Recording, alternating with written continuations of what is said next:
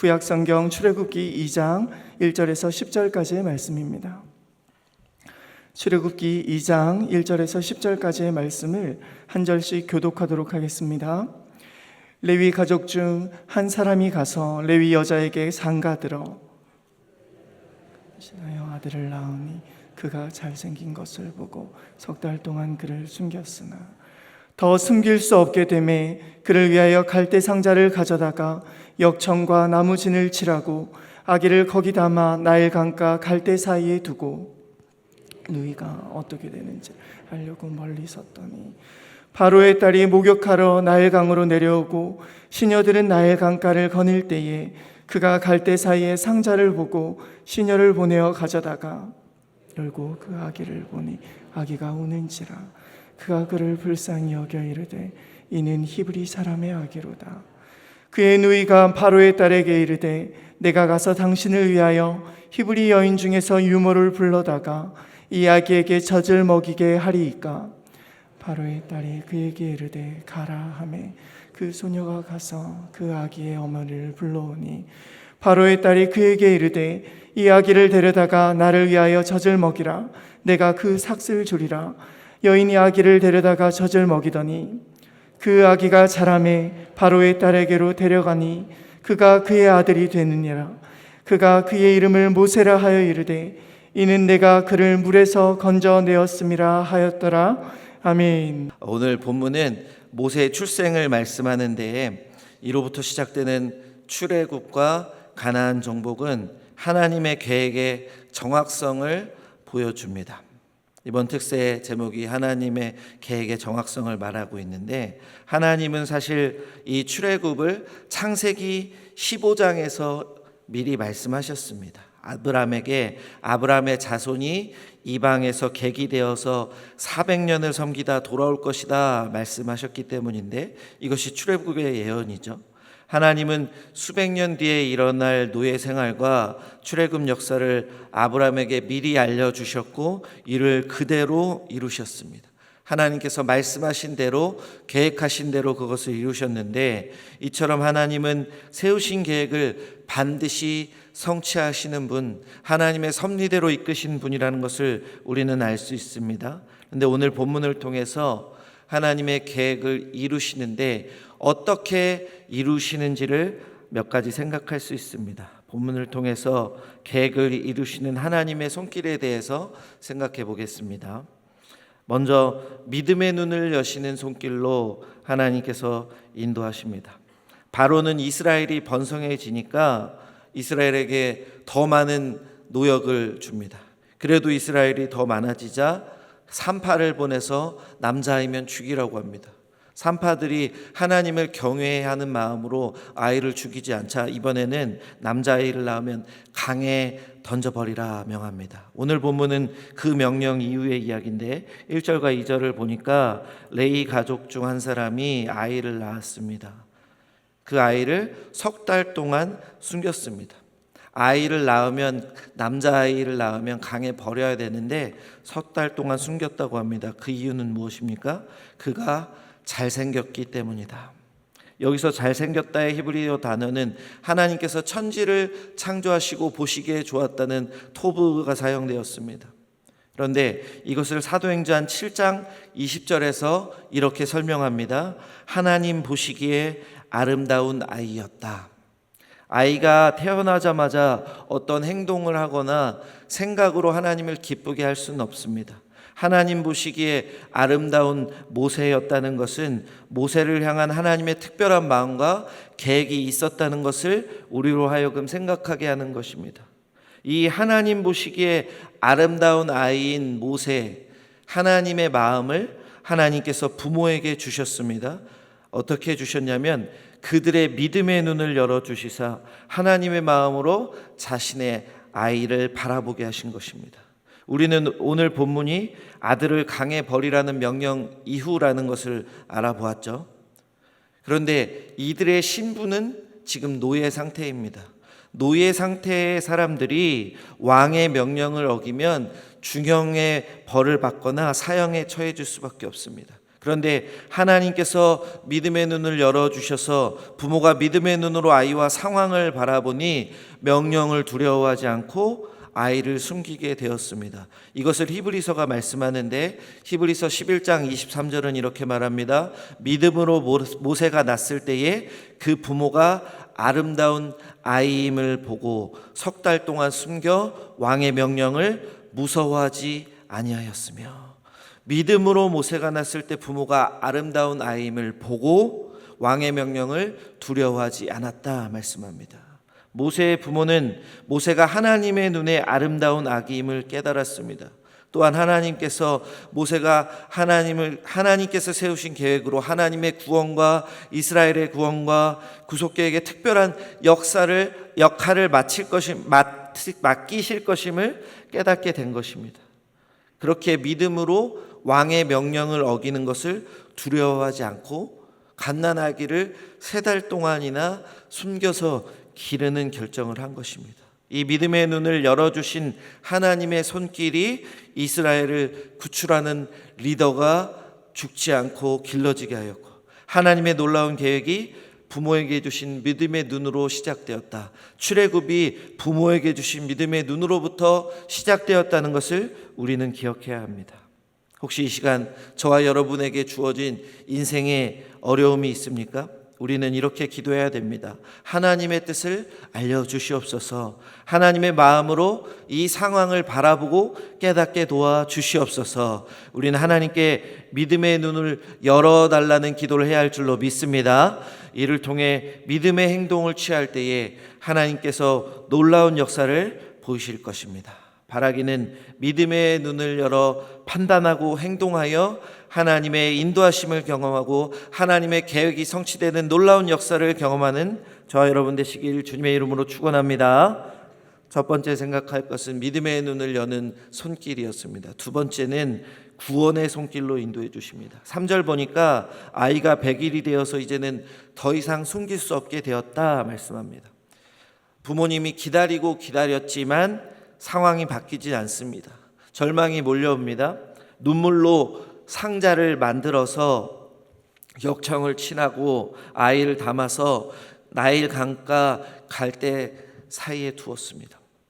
이제 아이를 강으로 던져버리며 아이가 죽음의 길로 나아가게 할 수밖에 없는 거죠. 부모의 손으로 아이를 내어버려야 합니다. 이런 위기 속에 하나님은 어떻게 역사하십니까?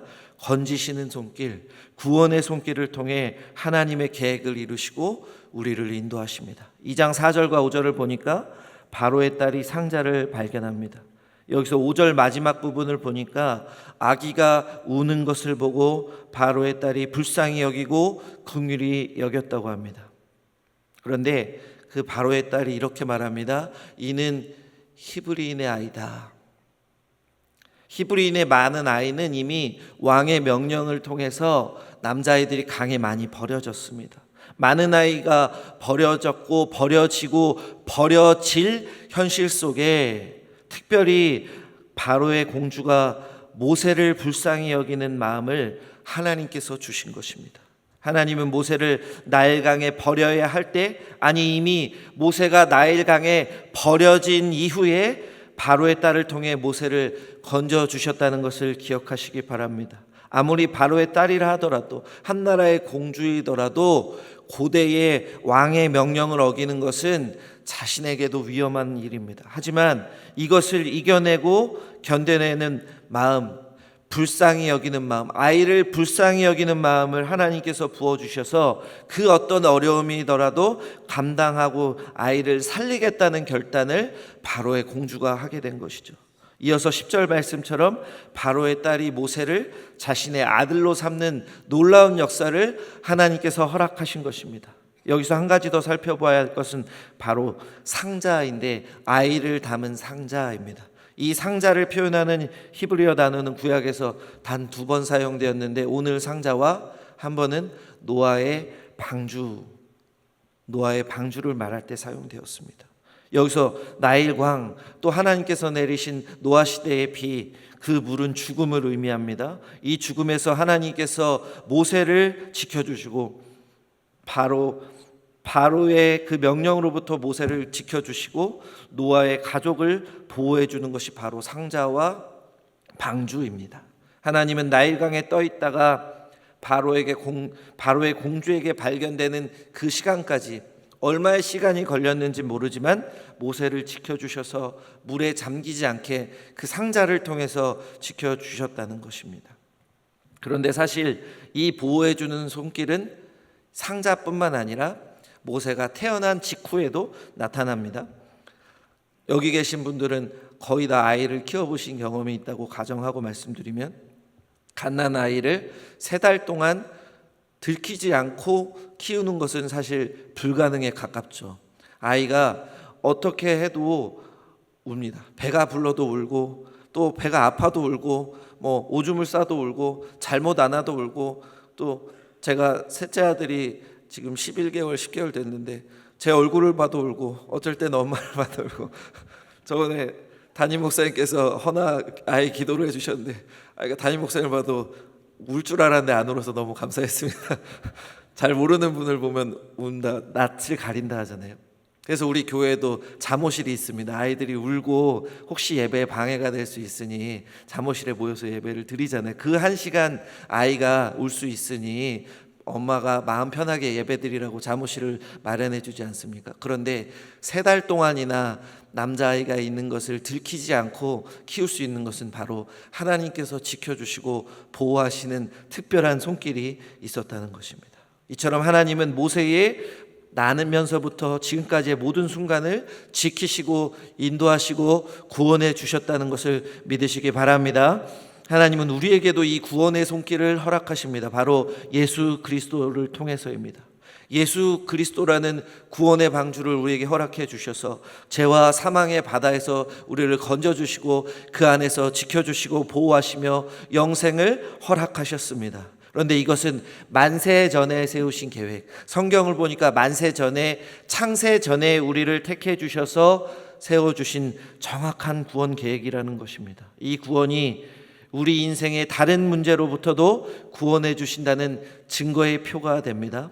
우리가 지금 직면한 고통 속에서 하나님의 때에 하나님의 방법으로 반드시 건져주시고 하나님의 뜻대로 정확히 이끄신다는 믿음을 가지시기 바랍니다. 바라기는 포기와 절망의 순간에도, 가장 소중한 나의 자녀를 내려놓아야 되는 그 순간에도 하나님의 계획 안에서 건지시는 구원의 손길을 행하신다는 믿음으로 기대하며 나아가심으로 하나님의 은혜를 경험하는 저와 여러분 되시기를 주님의 이름으로 축원합니다. 믿음의 눈을 여시는 손길, 건지시는 손길로 우리를 인도하십니다.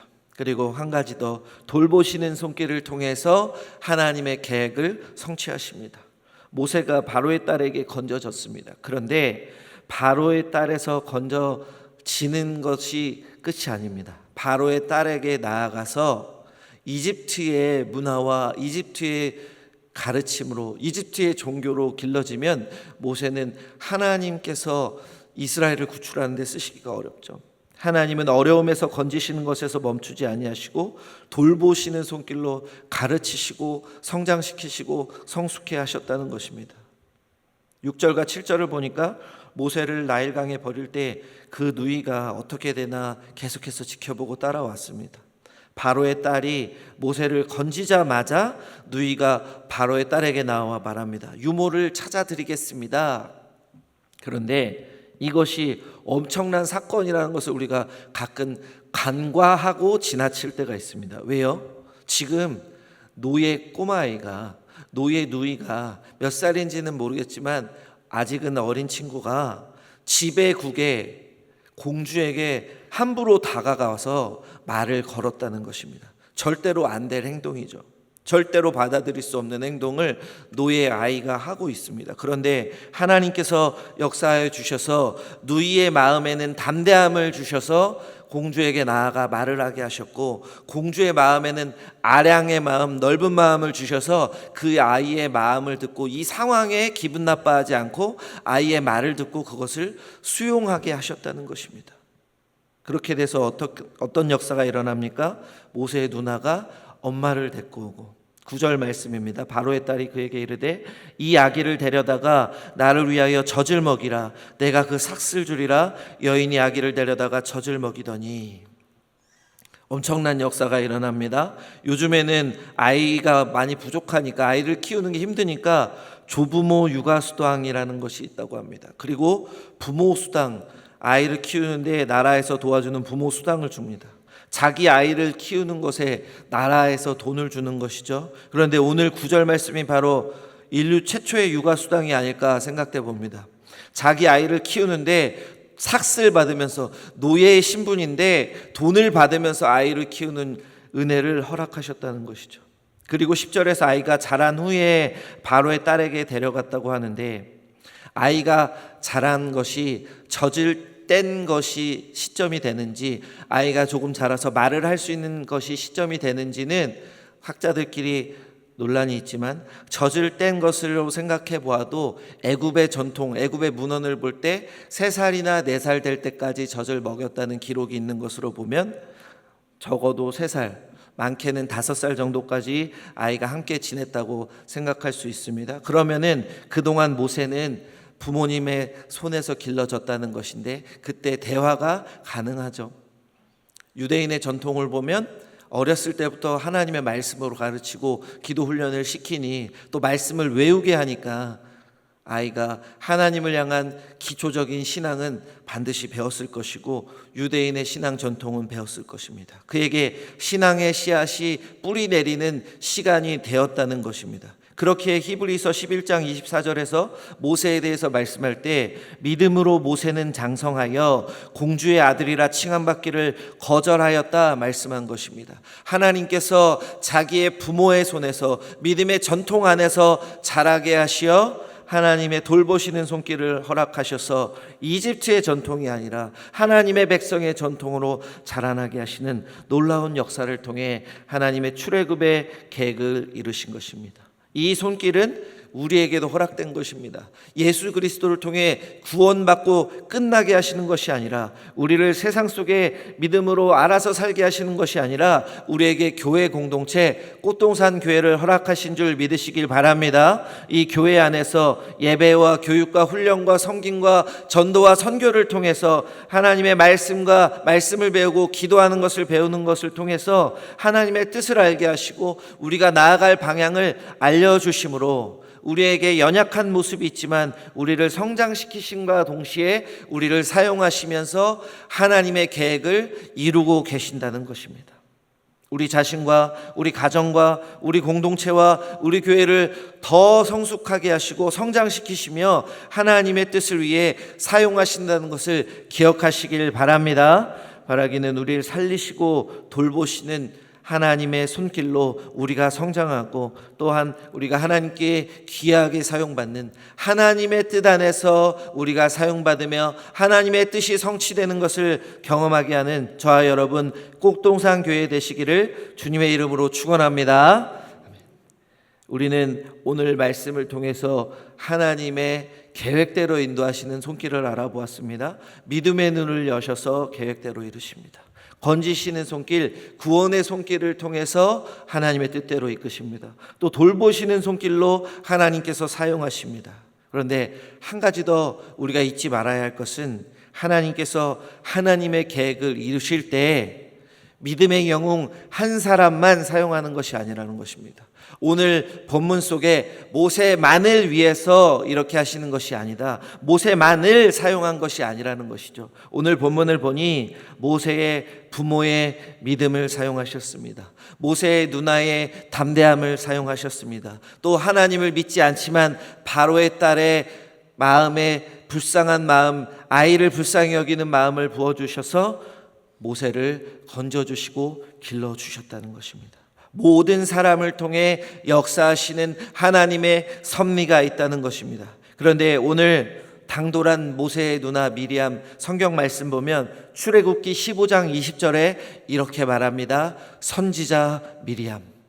하나님은 오늘 모세를 건지는 것에만 모세의 누나를 사용한 것이 아니라 선지자로서 이스라엘 백성들에게 하나님의 뜻을 먼저 알려주는 귀한 역할을 맡겨주셨고, 미가서 6장을 보면 하나님께서 출애굽하실 때 모세와 아론과 미리암을 통해 역사하셨다는 말씀을 주며 하나님께서 귀하게 사용하셨다는 것을 알게 합니다. 그리고 오늘 본문에 등장하지 않지만 아론과 훌과 여호수아와 모세의 장인과 이로 이스라엘 지파의 모든 사람 혹은 또 이스라엘이 아닌 잡족들을 통해서도 하나님께서 출애굽의 역사와 가나안 정복을 이뤄가게 하셨다는 것을 생각할 때에 하나님은 모든 사람을 통해서 하나님의 놀라운 계획을 사용하시고 이루신다는 것을 우리로 하여금 기억하게 하는 것입니다. 이처럼 세우신 계획을 정확하게 이루시는 우리 하나님은 우리 모두를 사용하신다는 것을 기억하시길 바랍니다. 어제 동사 목사님께서 말씀하실 때에 리빙스턴 선교사님께서 나는 사명이 있는 한 불멸이다라는 선언을 알려주시고, 우리가 사명을 기억하며 어려운 순간에도 이길 수 있다, 두려워하지 말라는 말씀을 주셨는데, 이 하나님의 계획 안에 우리에게 주시는 사명과 비전이 포함된다는 것을 기억해야 된다는 것입니다. 제가 아주 좋아하는 빌립보서 2장 13절 말씀, 너희 안에 역사하시는 하나님이시니 자기의 기쁘신 뜻을 위해 너희에게 소원을 두고 행하게 하신다. 하나님의 기쁘신 뜻 안에서 우리에게 소원을 두고 행하게 하시는 비전과 달란트를 주시고 이루게 하신다는 그 말씀이 어제 주신 그 말씀과 연결되고, 오늘 본문에서 하나님께서 모세만을 사용하는 것이 아니라 다른 모두를 통해서 하나님의 뜻을 이루신다는 것을 우리에게 기억하게 하는 줄 믿으시길 바랍니다. 우리가 부족하더라도, 우리의 상황이 아무리 절망스럽더라도 하나님의 계획 안에서 반드시 우리 모두를 사용하신다는 것을 기억하시길 바랍니다.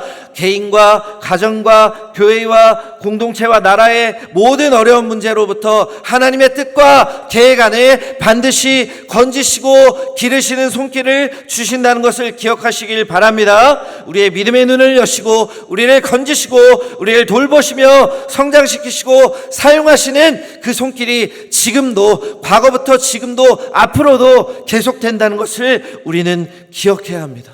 그리하여 믿음의 위인 한 사람만을 사용하는 것이 아니라 우리 개인과 가정과 공동체와 특별히 우리 꽃동산 교회를 사용하셔서 모두의 역할은 다르겠지만 하나님의 계획대로 사용하시사 노원구와 서울과 대한민국과 전 세계에 하나님의 영광을 드러내게 하시고 하나님이 택하신 백성을 구원하는 데 반드시 사용한다는 것을 기억하시길 바랍니다.